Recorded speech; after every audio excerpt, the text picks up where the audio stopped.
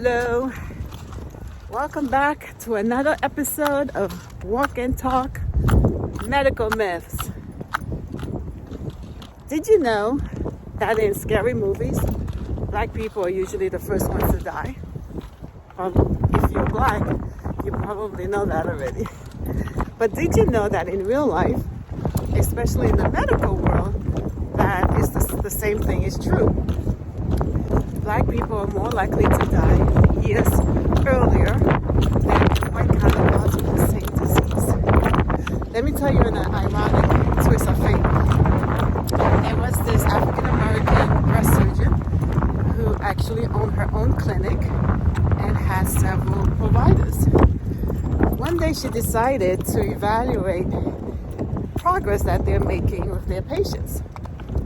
She was shocked to discover that even in her own practice, that many of the black women were receiving outdated treatments. They had higher rates of death and were rarely chosen to participate in clinical trials. In her own clinic, she found this out. What most studies have shown is that people of color do better generally by seeing a person of their same background. And this is not to say that they're receiving better care. What the studies have shown is that the reason why we benefit by seeing someone who looks like us is because we are getting the appropriate treatment, the one that everyone else is getting. In medicine, just like in the police department, systemic racism runs deep. And they probably come from the same family, correct? Let's talk about why people of color tend to die much earlier.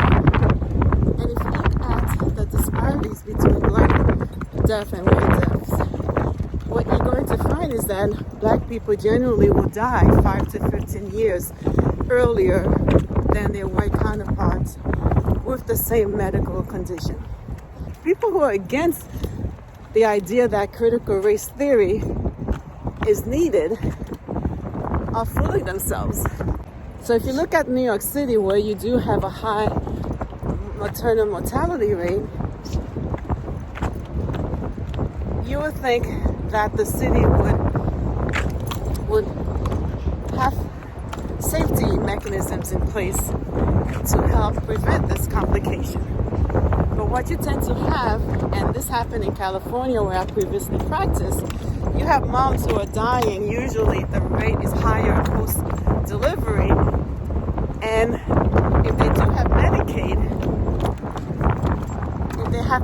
a lot of times their Medicaid insurance expire right after they deliver their baby. Why do you think that is so?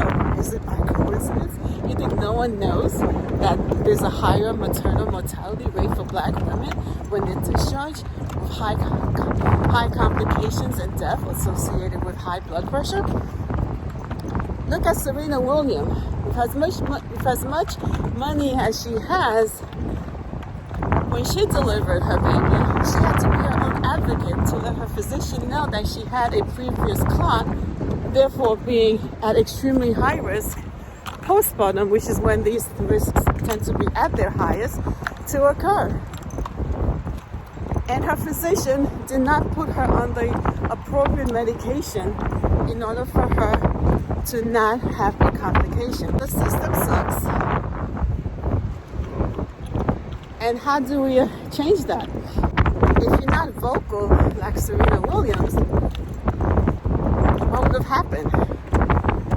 If you were in her same situation, you were a black woman, especially if you were a poor black woman, you would not have been given the appropriate anticoagulant, and hence, high likelihood that you could have died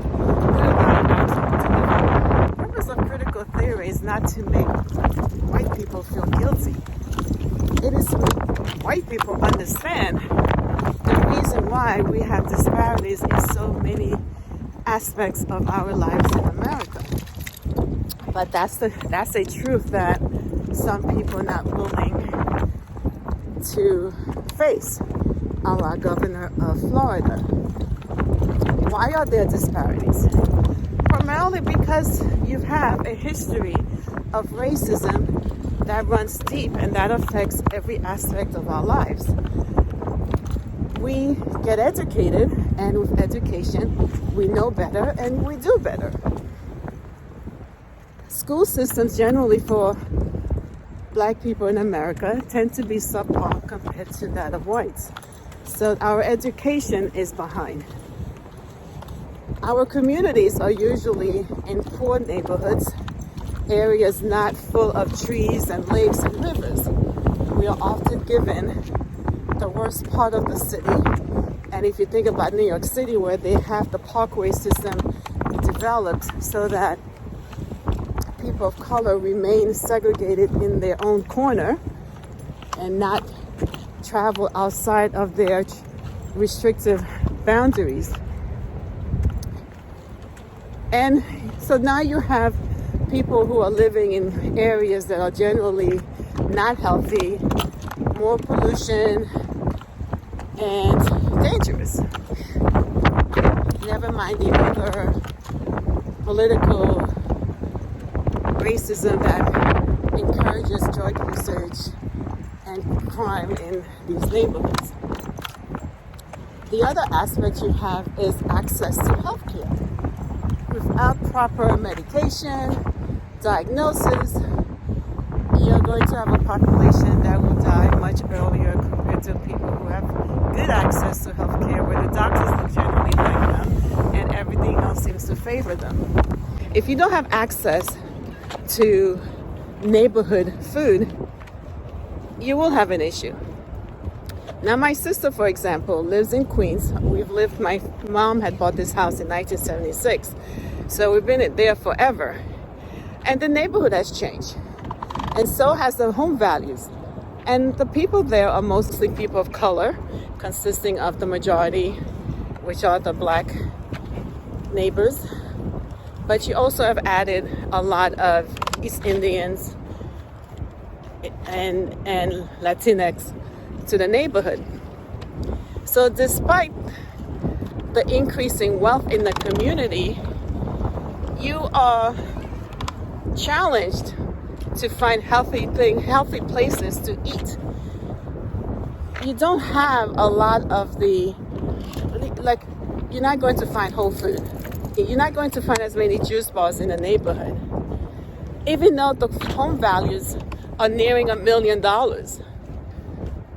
the government and companies continue to see this neighborhood as a neighborhood of color, and therefore they have not ventured into it, not realizing the financial windfall that they could have. So access to food, access to pharmacy, access to physician, hospitals, all of that contribute to why white people tend to live longer. You also have access to better neighborhoods.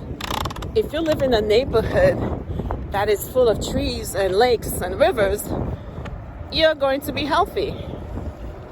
If you don't have parks in your neighborhood and you don't have access to the outdoors, how are you going to develop healthy habits? So Black people don't have a special gene that makes them die younger. What we have is inadequate access to the good old pursuit of happiness that allow white people to live a better and healthier life in America.